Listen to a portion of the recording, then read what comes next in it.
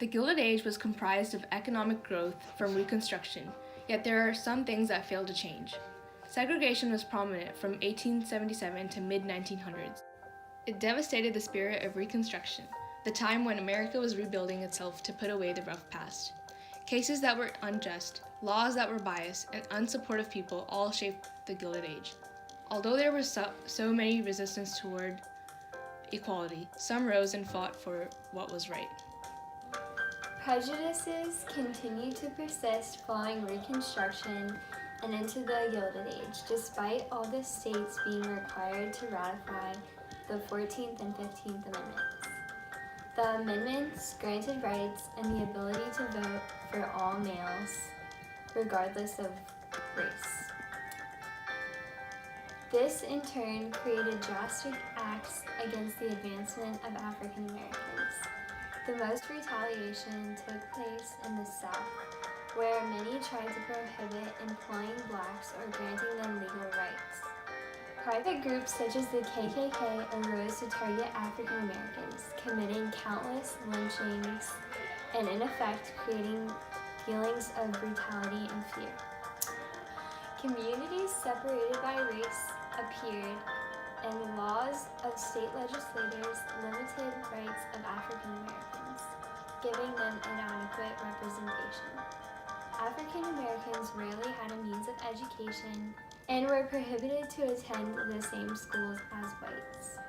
Even though the amendments supplied the rights of citizens to all people of color, in theory, the pre-existing discriminations were often a driving force for whites to limit the power of African Americans. The government played a big role in shaping the lives of African Americans. The most infamous cases happened during the Gilded Age. The rulings of these cases represents the bias that the government had towards equality, and instead promoted unequal laws in favor of the white population. Shortly after the Civil War, states predominantly in the South began enacting Jim Crow laws. These laws segregated people and promoted inequality between races. Public restrooms, restaurants, and schools were all examples of institutions that were supposed to be separate but equal, but in actuality weren't equal at all. The Supreme Court continued to support the inequality by ruling in 1883 that Congress was not allowed to step in with private discrimination.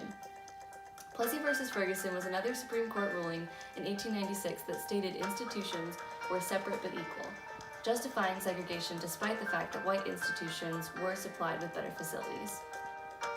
During the Reform period, any time an issue arose that went to the Supreme Court, they ruled in favor of white people, making it extremely difficult to fix recurring issues with racism and segregation.